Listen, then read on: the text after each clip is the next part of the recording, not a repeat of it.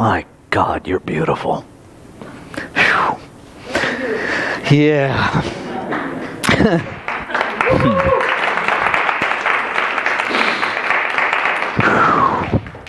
And thank you for your brilliance, Felicia. The song selections could not be more perfect. Could not be more perfect. So I knew this would be an emotional moment. I didn't know it would take me quite so many moments to get refocused, and that's okay. That's my authenticity this morning. So we talked a little bit last week about the whole process of cultivation, right? And this morning we're talking about dropping our masks. And I have this comical scenario in my mind we have two little toy Australian shepherds. And Thor gets his name appropriately because he is our little god of thunder. He does like to hear himself bark. And so often it's, Thor, stop barking, or not. And so I invite you to drop your masks or not. Right? Because here's the thing about masks. When I was, we have these resources that give us information about the topic. But what it rarely gives me is research about the topic. And so I'm researching the history of masks. Right? Because just this right out of the gate, drop your masks. Really? All of them? Why? And why do we even have masks? 7,000 BC is the earliest mask. So this is not a new thing. Right? This is kind of a thing. And the history of masks is actually quite celebratory and quite spiritual. Right? And so, do we really want to drop all of that? Maybe. Maybe not. What I know is that you get to decide what you are going to drop. I want to be really clear. I am never here to tell you what to think or what to believe. I am here to help us all learn how to think. And there might be some truth that I tend to be a little bit of a shit disturber. There might be some truth to that. And so I have been known to kick the hornet's nest once or twice and challenge what you think. That's my job. But it's not to tell you what to think. And I am incredibly grateful for people in my life that loved me enough to challenge what I think. Because, I don't know, maybe you had a really different path, but my best thinking took me down some really crazy roads and some really dark places. My best thinking got me into the rooms of 12-step recovery. But my best thinking created the need to get me there. Right? So it's a both and. Part of what I ran across in this packing journey, it quite literally just blew me away. The day before I first licensed as a minister, I wrote this. I am bravely, visibly, unapologetically expressing the divinity within me. I am ready to be everything I came here to be. I am love, so I love. I am one, so I live oneness. I am in every moment in my perfect expression. I am life itself as minister. Yes. That's the invitation of authenticity. To let go of who we think we are, our conditioned us. It doesn't mean you stop being human, because really, good luck. Right? I mean, the only way to completely drop all of our conditioned self is to be the best agnostic on the planet and figure out how to get out of your body without committing suicide. We're supposed to be human. We're supposed to be in a body. That doesn't mean we're supposed to identify with that as the truth of our being. See, and that's the trick.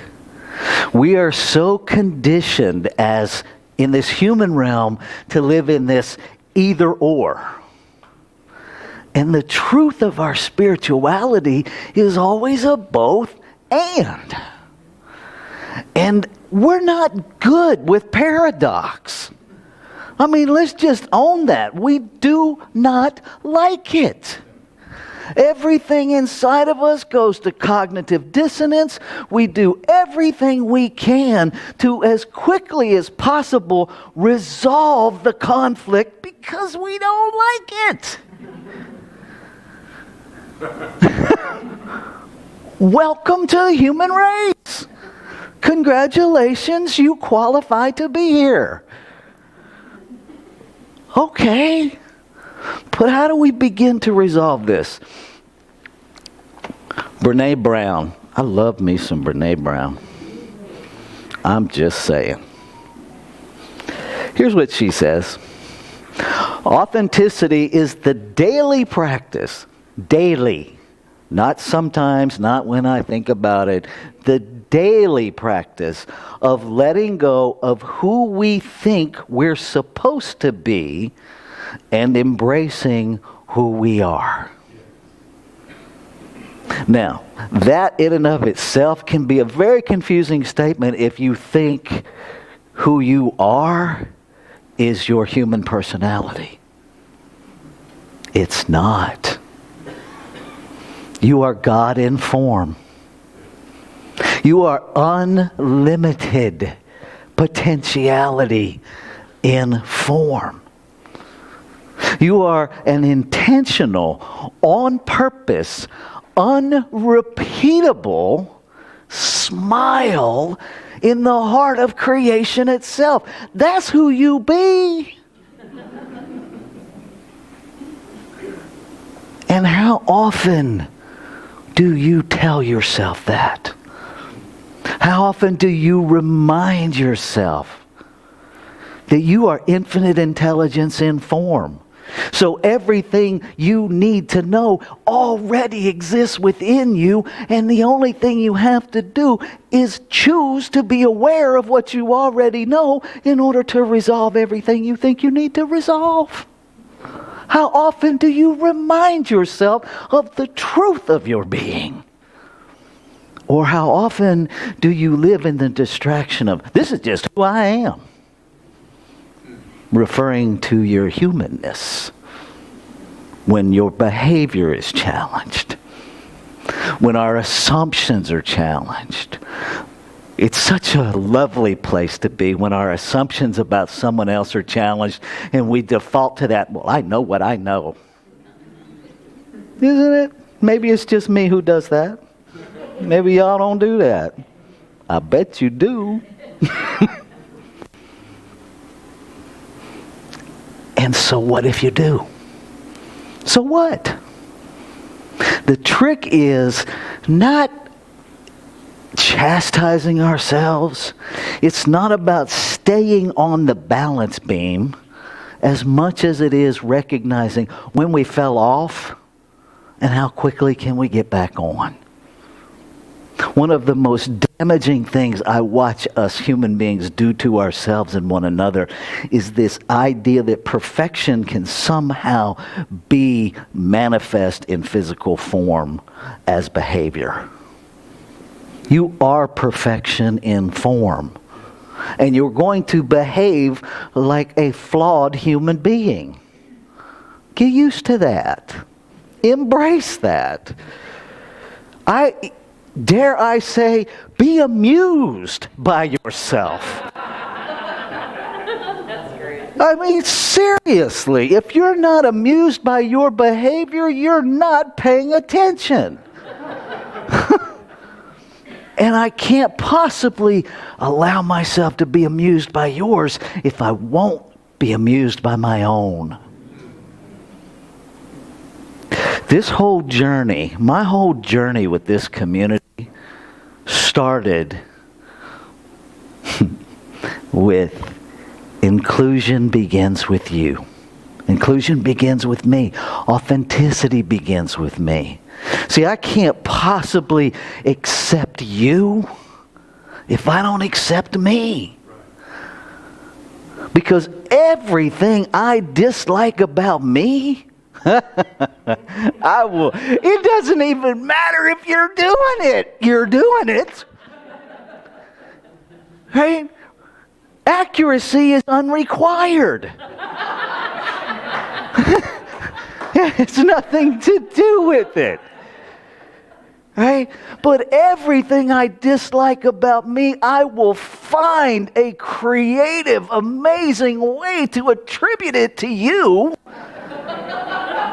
And then I will put my whole focus on changing you until I realize I can't, and then I will simply criticize you. Come on. And I will take it as far as I need to take it to not look at me. I will use you as my buffer to not deal with me, to not even recognize the masks that I'm wearing. And when I'm in your presence, I will wear the most deceptive mask of all that says how much I love and appreciate you and everything about you, and never tip my hand about what's going on in my head about you, because why would I do that? Because I'm not about authenticity. So everything that comes up for you about somebody else, I invite you, turn it inward. Because that's your stuff. That's your stuff. It doesn't mean we don't, as human beings, behave badly. We do. All the time. All the time. And sometimes it directly impacts us, and we get to have our experience about that. But nobody is their behavior. Nobody. Remember? Who are we? We are a divine, intentional, on purpose, unrepeatable smile in the heart of creation. That's the truth of everybody. Everybody. Even the people in the political realm that you have decided are the Antichrist. Yes, I said that. Because my vision is we're all in the same room. That we learn how to coexist. That we learn how to listen to one another. That I do not, and that you do not, require someone else to be the same as you in order to recognize that they are you. Yes.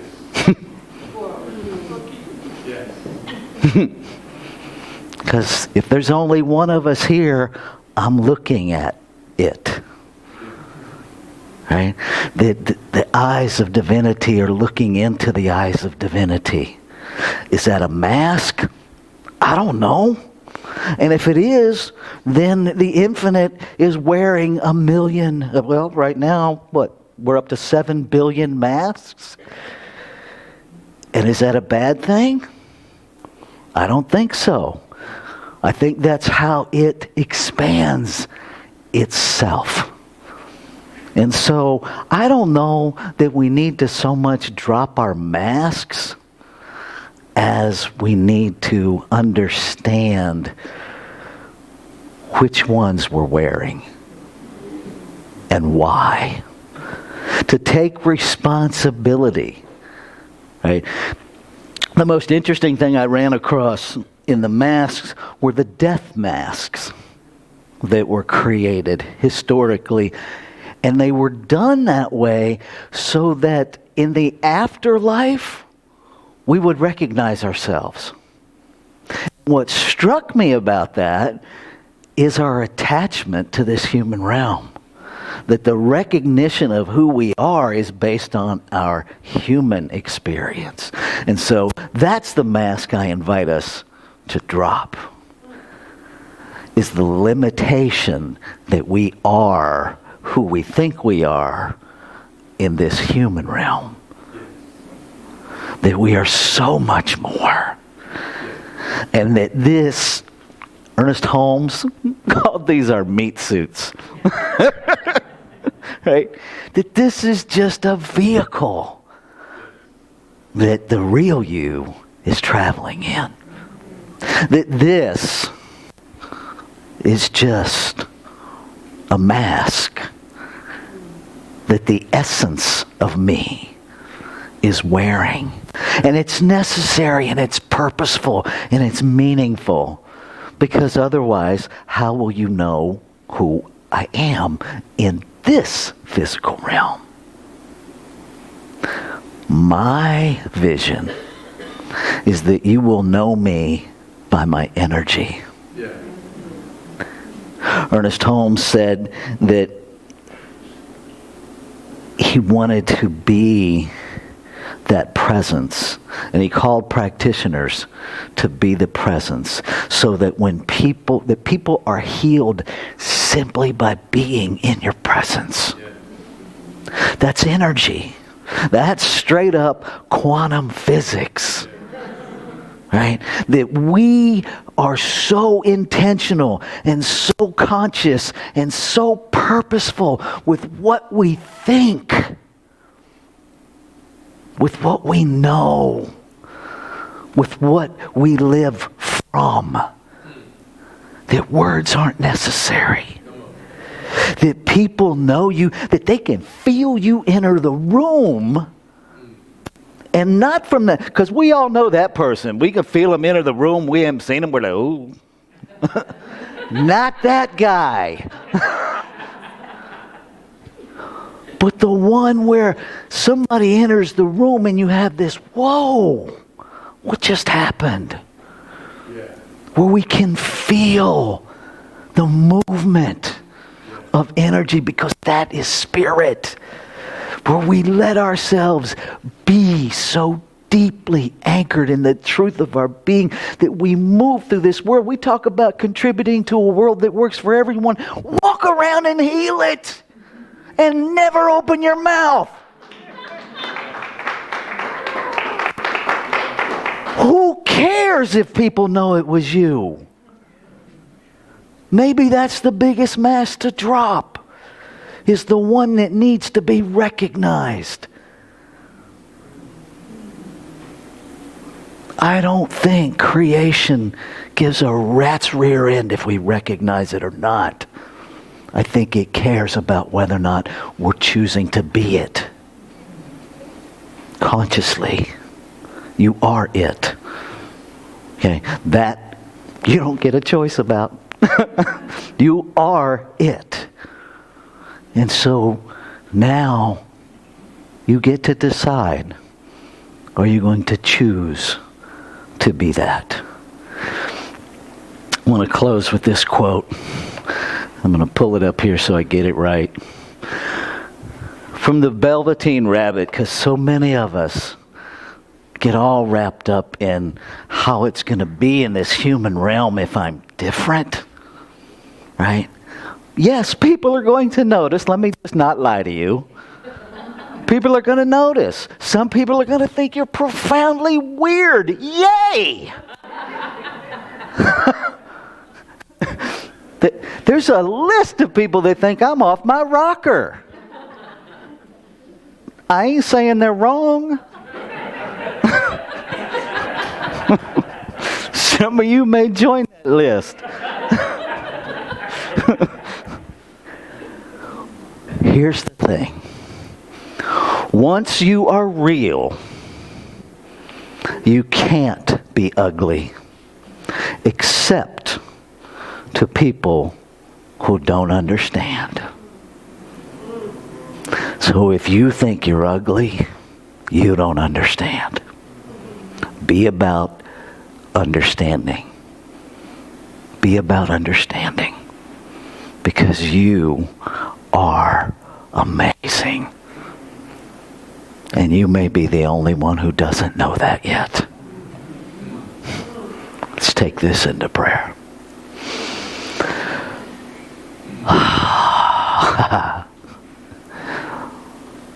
With this breath, I bring to mind, I bring to my conscious human memory that there is only one. I recognize, I recognize, I know again that there is one infinite, ever-present allness, unlimited, unformed, and yet formed. And I know that I am that. And I know that what is true of me is true of all life.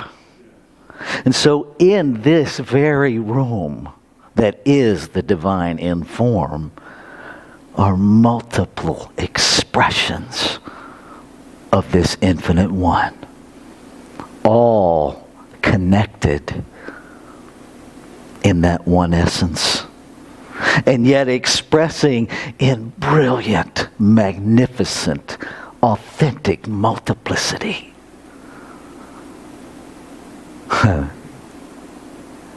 And so I speak my word, recognizing that my word is the word of the infinite itself, speaking itself through this thing I call my body.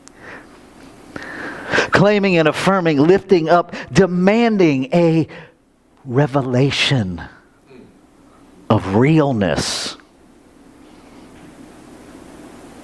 in this human realm.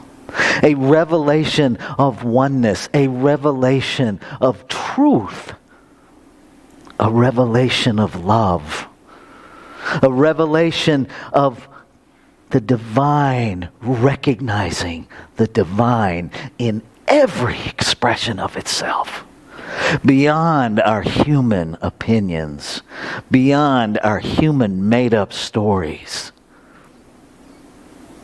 I claim and affirm an awareness, a conscious choice to see the infinite, by whatever name we call it, in every expression of itself.